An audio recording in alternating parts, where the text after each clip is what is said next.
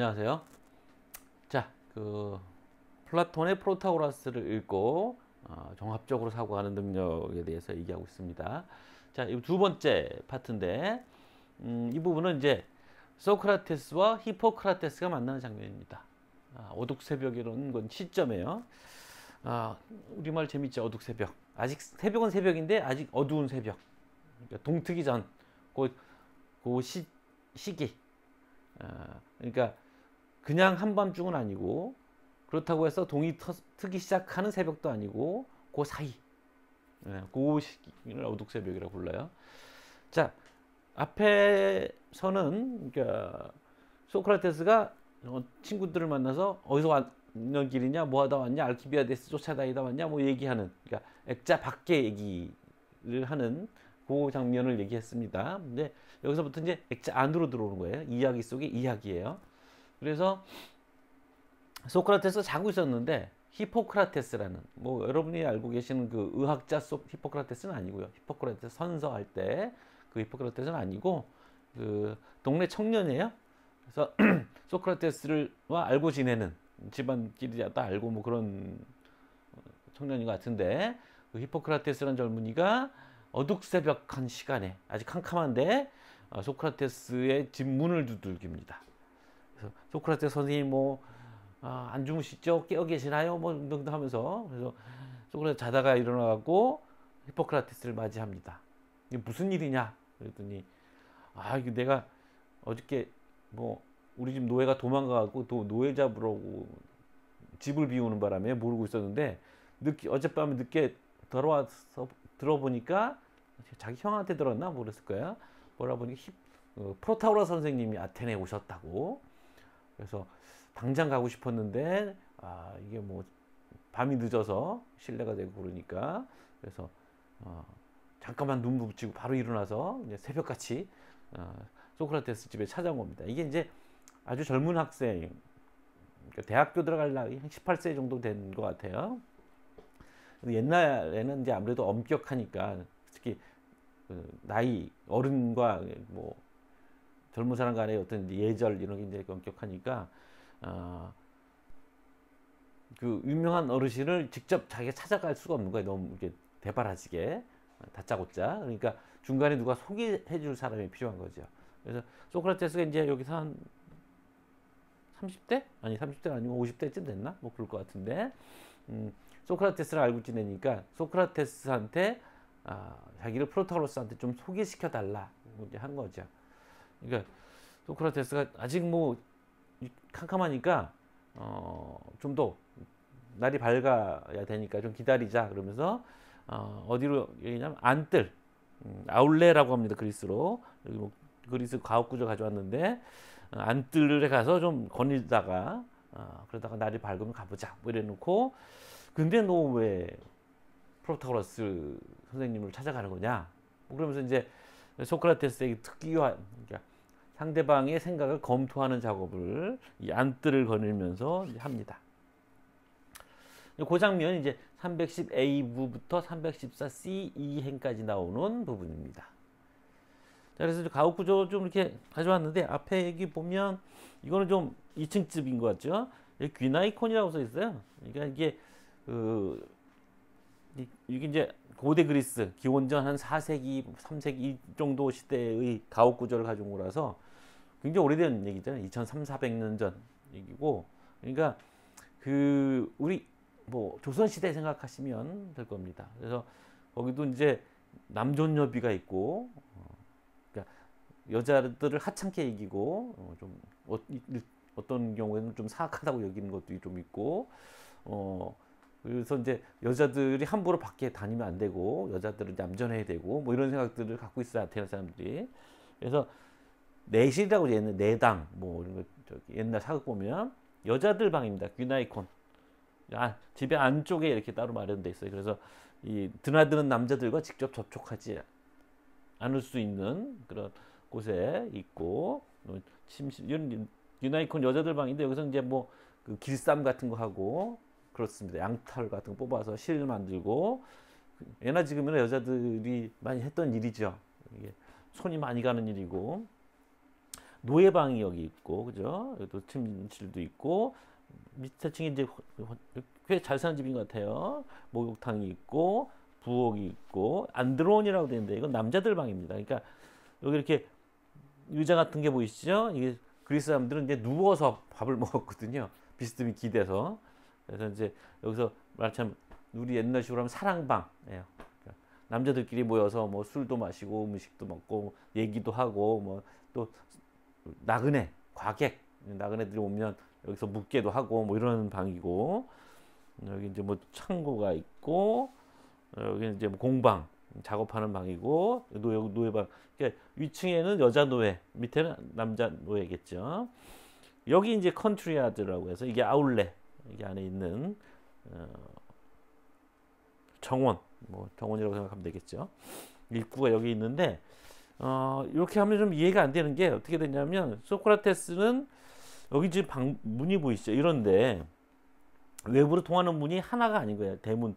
그래서 이 소크라테스가 그러면 먼저 자기 침실로 받아들인 것 같아요. 히포크라테스를. 그래놓고 그럼 잠깐 뜰에 가서 거닐다가 가자. 그랬으니까 이를테면 이런 문을 통해서 이렇게 들어왔다가 다시 이런 문을 통해서 이렇게 안뜰에 간 거죠. 그리고 나갈 때는 이쪽으로 나갔겠죠. 뭐 이런 식으로 그 영화처럼 씬을 구성해 보면 그렇게 이해하는 게 맞을 것 같습니다. 자, 텍스트에 물어보기 첫 번째. 자, 프로타고라스는 이제 배우려고 왔어요. 유명한 사람이거든, 히포크라테스는. 일타 강사예요, 일타 강사. 그래서 히포크라테스가 이제 도박 노예를 잡으러 갔다가 소식을 바로 못 들었다, 뭐 이런 얘기 했잖아요. 근데 이게 지금 뭐 마치 그 옆에서 실제로 벌어진 일처럼 실감을 주죠. 도박 노예 얘기를 집어넣으니까. 근데 다른 것도 아니고 왜 도박 노예 얘기가 지금 프로타로스로부터 뭔가를 배우고 싶은 열망에 뭐 내 재산을 다 바쳐도 좋다 뭐 이런 소리 하거든요. 근데 도망노예 잡으러 간 얘기를 왜 여기다 끼워 넣었을까? 우리가 이제 플라톤의 대화편들을 실제로 소크라테스가 했던 대화를 그대로 옮겼다고 보기는 힘들어요. 뭐 그런 대화편이 아예 또는 대화의 어떤 일부는 실제로 그런 대화가 이루어졌을 거라고 우리가 생각해 볼 수는 있지만, 플라톤의 모든 대화편들이 실제로 있던 대화다라고 생각하기는 상당히 힘들어요. 뭐 나이도 차이가 많이 나지만 소크라테스가 70의 나이에 죽을 때 플라톤이 28살이었거든요. 그러니까 42살 차이가 난단 말이에요. 그러니까 한 10년 정도만 소크라테스를 쫓아다닌 거죠, 플라톤이. 뭐 다른 사람을 또 전해 들었다고 하더라도 뭐 또 그래서 사실은 플라톤이 각색했을 가능성, 창작했을 가능성이 얼마든지 있거든요. 그러면 이제 그래서 여기 실제로 있었던 일이든 아니든 플라톤이 실제로 있었다고 해서 플라톤이 꼭 그 얘기를 쓸 필요는 없는 거거든요. 그러니까 내 작품에서 이게 의미가 있다라고 생각할 때 느꼈죠. 그 의미가 뭐였을까? 왜 이 일화를 여기다 넣었을까? 요 밑에 있는 거는 기원전 7세기 라우리온이라고 아테네 근처에 있는 은광이 있습니다. 은광. 그래서 그 노예들이 여러 가지 용도로 일을 했어요. 그러니까 우리가 뭐 보통 노예하면 흑인 노예들, 그러니까 그 미국 남부에서 목화 농장에서 일했던 흑인 노예들을 쉽게 떠올리는데, 고대 그리스에서는 이런 식으로 이제 탄광의 일에 투입된 노예들이 가장 험한 일을 하는 노예들입니다. 아무래도 뭐 땅속으로 들어가니까 이 은광에서 채굴하는 모습을 화병 그림에 담은 거야.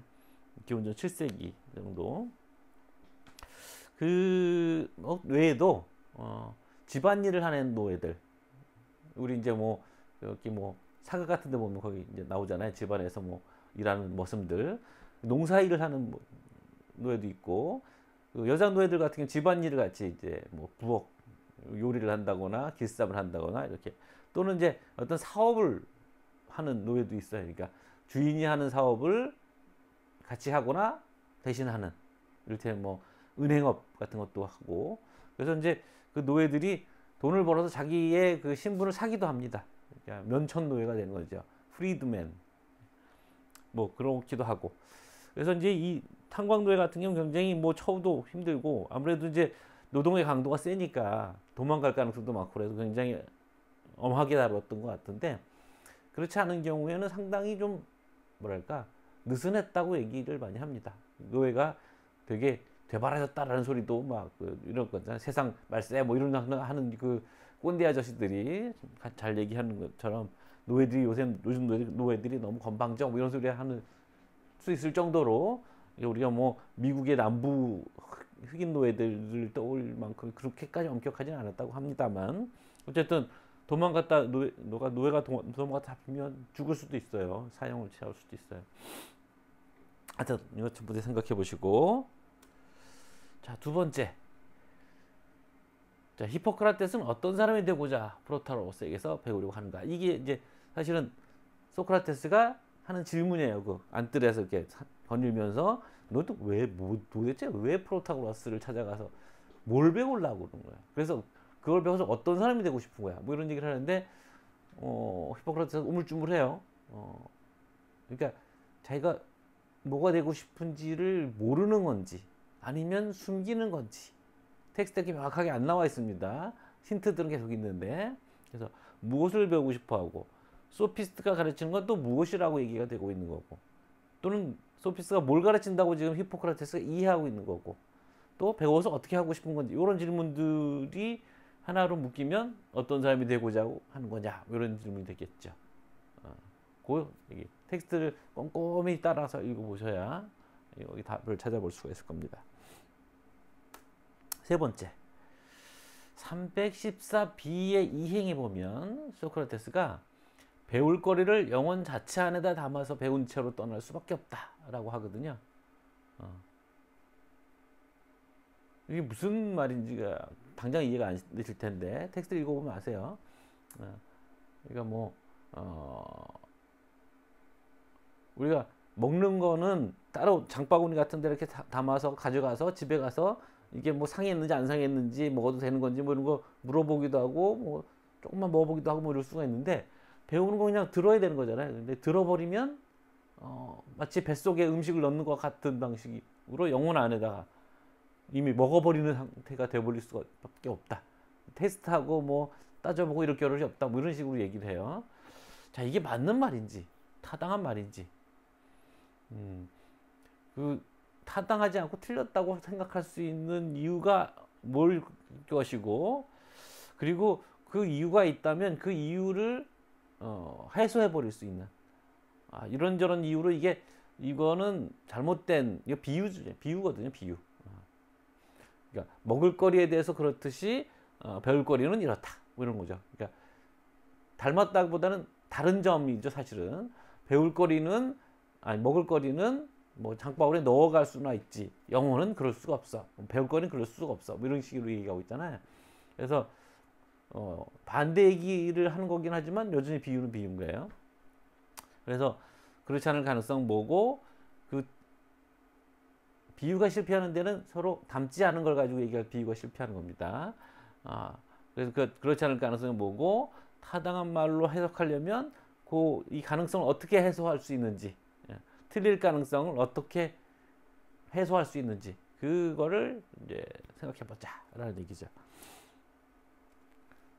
이거는 뭐 영어긴 하지만 비유의 위치를 대충 보여주기 위해서 애널로지 이게 비유고 이게 메타포라는 게 은유. 그렇죠? 내 마음은 호수요. 뭐 이런 게 은유죠. 예. 아닌가요? 비유인가요? 직유라고 하지 그건. 예. 메타포. 은유. 그다음에 컨셉트 컨비네이션이라고 한 건 개념과 개념을 연결하는 이게 문장이라고 생각하시면 돼요. 예. 그래서 여기에 또 similarity 유사성 부분이 있고 그래서 이제 어느 일부 정도 겹치고 일부는 좀 다른 측면이 있고 이렇다는 얘기인 거죠. 그러니까 애널로지와 비유와 유사성과 개념 간의 결합, 주어와 수로를 결합하는 방식 이런 것들을 갖고 다른 점들이 있다는 걸 그냥 그림에서 한번 보여주는 방식인 거고요. 자, 텍스트 물어보기 네 번째. 이거는 이제 스스로 질문을 내가 드린 세 가지 질문 말고 텍스트 안에서 여러분들이 이해가 안 돼서 그걸 질문으로 만들어 보라 라는 얘기입니다. 의문문의 형태로 질문을 만들어 보는데 문장으로 만들어야 명확해지거든요. 이해가 안 되는 부분이 어딘지, 왜 이해가 안 되는지, 그리고 그 이유를 생각해봐야 좀 더 질문을 잘 만들 수가 있습니다. 그러니까 내 생각과 텍스트의 생각이 달라서 이해가 안 되는지, 아니면 모르는 단어가 있고 또는 문장 구조가 굉장히 복잡해서 문장 자체가 이해가 안 되는 건지, 그런 걸 좀 따져보고, 많은 경우에 이제 이질적인 느낌이 드는 내용에 대해서 좀 이질적인 느낌이 들면 무의식적으로 이제 거부감이 생기거든요. 그러면 이해가 안 된다고 생각을 하는 거예요. 근데 그런 상태에 머무르면 해결이 안 되기 때문에 이 이질적인 느낌을 해소해야 돼요. 그러니까 그래서 이해를 하려면, 이를테면 이질적인 느낌 드는 것 중에 하나가 단어의 사용이 생소한 경우, 내가 알고 있는 단어인데 이 저자는 뭐 좀 이상한 뜻으로 사용해요. 그래서 이게 뭐야 이러면 이제 거부감이 생기는 거죠. 근데 우리가 텍스트를 이해해야 되니까, 우리가 텍스트를 이해한다는 게 그 내용에 동의한다는 뜻은 아닙니다. 그래서 그러려면 저자가 사용하는 의미를 일단 받아들이는 거죠. 아, 이 사람은 나랑 좀 다른 뜻으로 쓰는구나. 나랑 다르게 쓰니까 이거 틀렸어, 이상해, 뭐 이렇게 하지 말고, 뭐 일단 뭐 그래, 인정. 그게 뭐 그런 대로 쓴다는 건데, 쓰겠다는데 뭐 그래 따라가 보는 거죠. 그래야 이제 이해가 된다는 거예요. 저자의 단어 사용이나 주장이 뭐 낯설거나 생경해서 또 그럴 수도 있거든요. 그래서 그 주장을 이해한다는 게, 인정한다는 게 아니라는 거, 동의한다는 게 아니라는 거, 그리고 하면 아 그래 뭐 그렇게 주장 일단 할 수 있지. 근데 뭐 끝까지 맞는 말이 되나 보자. 뭐 일단 근거가 적절한 건지, 뭐 그래서 내가 동의할 수 있는지 없는지, 당장 주장 자체에 대해서 거부감이 있다고 해서 그거를 받아들이지 않으려고 하는 무의식이 작동하면 이해가 안 되는 거거든요. 그러니까 주장, 아 그런 거 뭐 그냥 일단 놓고 그렇다고 치고, 뭐 다 읽어가면서 따져보는 거죠. 뭐 그렇게 하면 이해가 되는 경우들이 많이 있습니다. 그래서 어쨌든 중요한 거는 왜 이해가 안 되는지 이유를 스스로 생각해 보는 거예요. 그런 과정에서 굉장히 많은 것들을 우리가 나 자신에 대해서, 텍스트에 대해서 많은 것들을 우리가 찾아갈 수가 있어요. 그래서 이렇게 하면 질문을 꼭 한 개가 아니라도 여러 개라도 질문들을 만들어서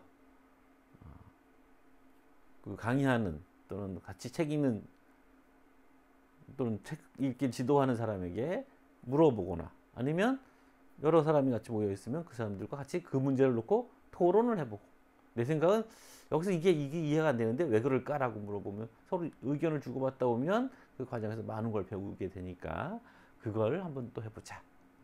이번 시간에 추가된 얘기, 텍스트에 물어보기 네 번째, 스스로 질문을 만들어 보자 입니다. 자, 이거는 인터넷에 써 있어서 내가 가져오긴 했는데 영어라서 뭐 요 Reading Comprehension Strategies 이 제목을 치면 페이지도 뜨고 거기 자세한 내용도 있긴 합니다. 우리말로 된 걸 구해 보려고 하는데 우리말 된 게 없어서 텍스트를 다시 읽어보고, 앞에 내가 갖고 있는 선행 지식을 좀 활용해 보고, 컨텍스트 문맥에 있는 어떤 이제 실마리를 사용해 보고, 뭐 그래서 의미를 끄집어내고, 리드 비트윈 더 라인, 이제 행간의 의미를 읽어본다는 얘기고, 그 다음에 그걸 가지고 말로 해보고, 그 다음에 그 전체 줄거리를 요약해보고, 그 다음에 핵심적인 단어들을 위치를 찾아서 그것들 읽어보고, 그 다음에 뭐 make prediction 예측을 해보고, 그 다음에 전략을 공격하는 뭐 단어를 사용해 본다, 뭐 이런 얘기들 있고, 시각화하고 그래픽으로 만들어보고, 그 다음에 내 이해가 맞는지를 평가해보고, 뭐 이런 식의 이제 전략들이 있습니다. 자, 오늘 여기까지 하겠습니다. 수고하셨습니다.